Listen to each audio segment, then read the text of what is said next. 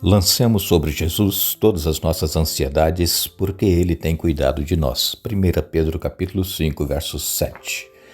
Estamos novamente juntos. Agradecemos a Deus por mais um dia de vida que Ele nos concede e também agradecemos a todos vocês que estudam conosco a Bíblia cada dia, a todos que compartilham esses estudos com outras pessoas, a vocês que são inscritos no canal Hora Tranquila no YouTube, que clicam o dedinho de joinha e também agradecemos a vocês que nos escrevem dizendo de onde estão acompanhando. Queremos aqui mandar um alô especial para Melry Rodrigues, parabenizando a netinha que hoje está completando 2 aninhos. Maria, parabéns Maria. Também Josenildo Santana, parabenizando o filho Samuel, aniversariou dia 27 de junho. Parabéns Samuel. Um alô especial para Etineres, Ricardo Rodrigues, Nilda, Quitéria, Rivelino Silva, Genilda Sandri. Um alô especial para Terezinha Passos, Catarina Vanzan, Maria Márcia, Euricles, Wendel, Wick, Ana Júlia, Wagner, William, Adriele e também Nayane e todos os demais que nos escrevem, nós agradecemos e sempre mandaremos alô para vocês. Iremos orar. Nosso Deus e Pai, nós te damos graças pela vida, pelos cuidados, por tudo que tens feito por nós. Te agradecemos por estes momentos que agora iremos estudar a Tua Palavra, que Teu Espírito Santo esteja presente com cada um de nós, nos ajudando a entender, aceitar e colocar em prática em nossa vida os Teus ensinamentos. Pedimos, Pai, que abençoes Maria, que hoje está completando 2 aninhos, também o Samuel, que aniversariou dia 27, e todos os demais nomes que nós aqui citamos, cada pedido de oração que nos é enviado. Tu conheces as lutas e os problemas de cada um, dê vitórias conforme for a Tua santa vontade, em nome de Jesus. Amém. Nós estamos no nosso primeiro estudo desta série, falando sobre o livro de Êxodo, e especialmente sobre o povo que foi oprimido e o nascimento de Moisés. Até ontem nós falamos aqui do capítulo 1 e ali nós vimos que se passaram muitos anos, várias gerações se passaram, desde quando Jacó foi para o Egito com a sua família, seus filhos, e também até quando houve a saída do povo do Egito, que eles foram escravizados, e isso se passaram em torno de 400 anos. Esse faraó que escravizou o povo judeu, o povo hebreu, ele não conheceu José, como Deus havia usado José para livrar milhões de pessoas da morte por causa da fome, que houve uma grande seca. E também nós sabemos que a maioria dos hebreus não se lembravam de seus ancestrais, de Abraão, Isaac, Jacó, de José. E, enfim, já haviam se passado muitas gerações. E é como nós também hoje, mal nós lembramos dos nossos avós e alguns dos bisavós. Daí para trás a gente não lembra de nada dos nossos familiares, dos nossos ancestrais, as lutas, os problemas que eles enfrentaram, as vitórias que eles obtiveram. E assim foi com o povo hebreu. Eles estavam vivendo o presente ali. E havia ali cerca de milhões de pessoas já, porque, segundo nós encontramos na Bíblia, dizendo que eram 600 mil homens, mas isso eram homens de 20 anos para cima, porque já eram pessoas que poderiam ir para a guerra. Não eram contadas as mulheres nem as crianças, então passava de mais de 1 milhão de pessoas ali dentro do Egito. Houve então o decreto de morte. O primeiro decreto de morte que nós encontramos relatado na Bíblia foi pelo faraó, dizendo que todos os meninos que nascessem das hebreias deveriam ser mortos para poder conter o crescimento desse povo. E, segundo nós lemos aqui no relato ontem, Sifrá e Puá, as 2 parteiras que cuidavam das hebreias, elas não obedeceram ao faraó, matando os meninos que nasciam, logo que nascessem, deveriam ser mortos. Elas disseram que as hebreias eram fortes, vigorosas, mais do que as egípcias, e quando elas chegavam lá na casa, a mulher já havia dado à luz, e por isso que elas não matavam as crianças, os meninos. Agora, houve um menino, que é relatado aqui em Êxodo capítulo 2, esse menino é uma história que todas as crianças gostam de ouvir, e quando as pessoas contam como foi o livramento dado por Deus a Moisés. E nós vamos ler com vocês Êxodo capítulo 2, a partir do verso 1, diz assim: Por essa época, um homem e uma mulher da tribo de Levi se casaram. A mulher engravidou e deu à luz um menino, viu que era um lindo bebê e o escondeu por 3 meses. Quando não conseguia mais escondê-lo, pegou um cesto feito de juncos, de papiro e o revestiu com betume e piche. Acomodou o bebê no cesto e o colocou entre os juncos à margem do rio Nilo. A irmã do bebê ficou observando a certa distância para ver o que lhe aconteceria. Pouco depois, a filha do faraó desceu ao Nilo para tomar banho e suas servas foram caminhar pela margem do rio.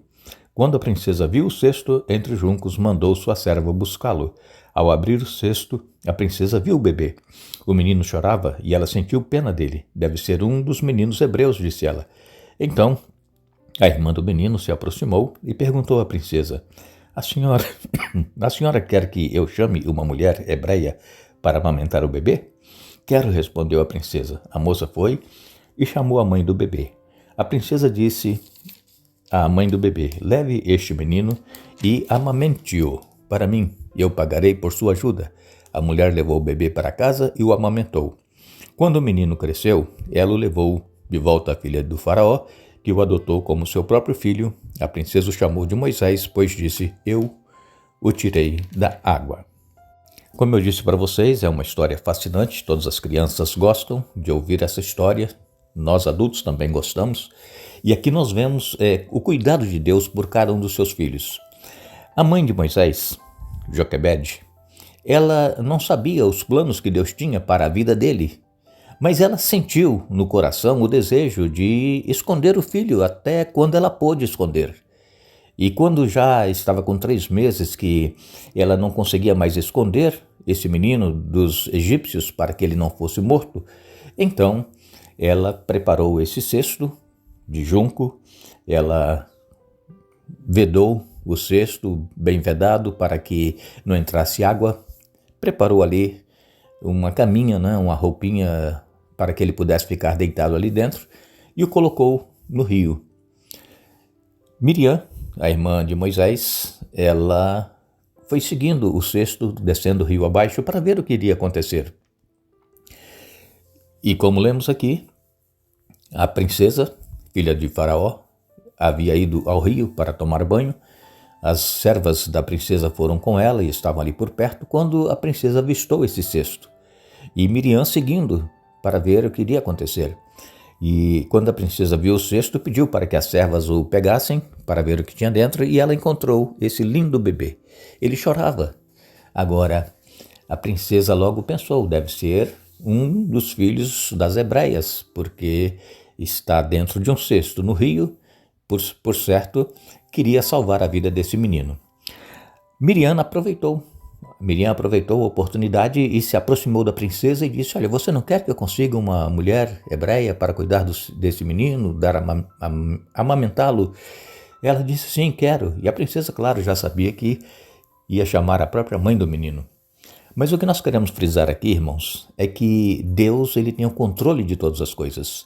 E Deus ele tem um plano para cada um de nós. Às vezes nós não sabemos o porquê nós estamos passando por certas situações, por certas provações, problemas que nós estamos enfrentando em nossa vida, mas é porque Deus ele tem o controle, ele sabe, ele conhece cada um de nós.